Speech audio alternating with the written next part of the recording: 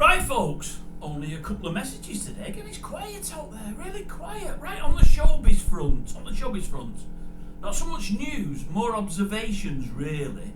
I'm going to go across three different people. One I don't really know, one that I really, really like, and one that I've absolutely loved from being near-eyed to a grasshopper. I think he's brilliant. We'll go with the one that I don't really know. I was listening to something yesterday, day before, on one of these YouTube videos. It was a couple of gambling folk.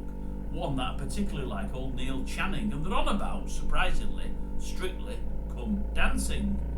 I say surprisingly, I mean Neil's always after an angle, always after a way of winning some money, and he's certain he's going to win a nice few quid on the results of Strictly Come Dancing when it gets to its end just before Christmas time. He's absolutely positive. He's bet this, is it a blind fella? Is it a comedian? CHRIS Mc Causland, I think his name is. I've been meaning to ask her indoors about him. I know she likes him, but I want to know how much of a favourite she feels he is, because she's watched it for years.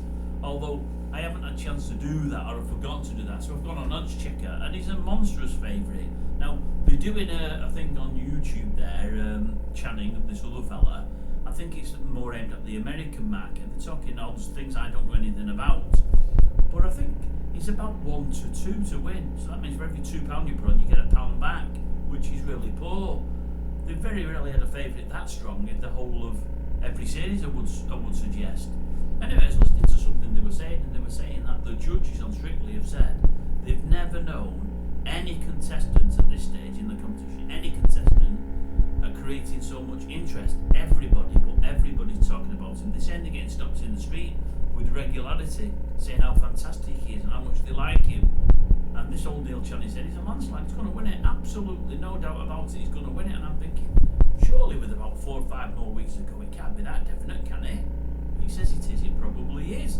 So that looks like it's nailed on as a winner. Anyway, next, seeing Maureen this morning on TV, old Maureen Lipman. I've mentioned her before, folks. I like her. It's not PC in many people's eyes to like her because of her faith. I don't care what faith she is. If I like somebody, I like somebody. Don't matter what colour they are, don't matter what faith they are, don't matter what sex they are. If I like them, I like them. I like old Maureen, I always have. She's had a fair bit of tragedy in her life, and she's got some good news just around the corner. She's telling us there how she proposed to the guy that she's going to marry shortly, and I thought, fantastic little story. Trust old Maureen to do it the wrong way about, you know, her doing the proposing. I thought it was grand, and I think it's good that she shared it with folk. And then we move on to a real hero of mine, as I say, since I was knee-high to a grasshopper, and that's the man with no name himself, but I'm going to give him a name. I'm going to name him Clint Eastwood. Yes, I think he's about 94, 95 now, Clint. He's got a film in the cinema just coming out now. It might be his last of all time, they say. He's lost as a director. He's certainly not going to act anymore, I wouldn't suggest. I think he's absolutely brilliant, is Clint. I've seen something that's been put on YouTube about 2 weeks ago, but again, it came into my feed, I think last night. I didn't watch it, it was still there today. I thought I'll give it a look. It's only 10-11 minutes, and all it is really, it's just telling you how Clint feels about the PC Brigade now.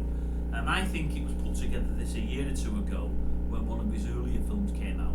But he was still pretty old at the time, and he says, I've got no time for these, what did he call them, kiss-ass people that do as they're told and toe the line and keep keep on the right side of everything and everybody. He said, I much prefer the days of old when you could say what you thought, regardless of whether it upset somebody. You didn't do it to upset somebody, but if somebody asked an opinion, you could give a true opinion, and you wouldn't be judged for it.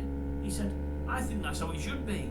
I like to give my opinion, and I like to hear somebody else's. He said, but I like an honest opinion. And honesty's gone out of it all nowadays, he said. He said it's the same in film. Hollywood, it's all PC and keep it on the right side of everybody. He said, but I don't do that. I won't do that. I carry on being me. If people like it, grand. If they don't, that's life. And I thought, wonderful. That's me in a nutshell, Clint. You've done a bit better than me, there's no doubt about that. You're a bit more well known than me. But I think it's great, and that's probably why I've always loved him. I'm in your camp every single time, Mr. Eastwood. Absolutely every single time. I think you're brilliant. You always have been, and it's going to be a sad, sad, sad day when you depart us. Mind you, you've left us with a wonderful body of work. You really, really have. Clint Eastwood, do I like him?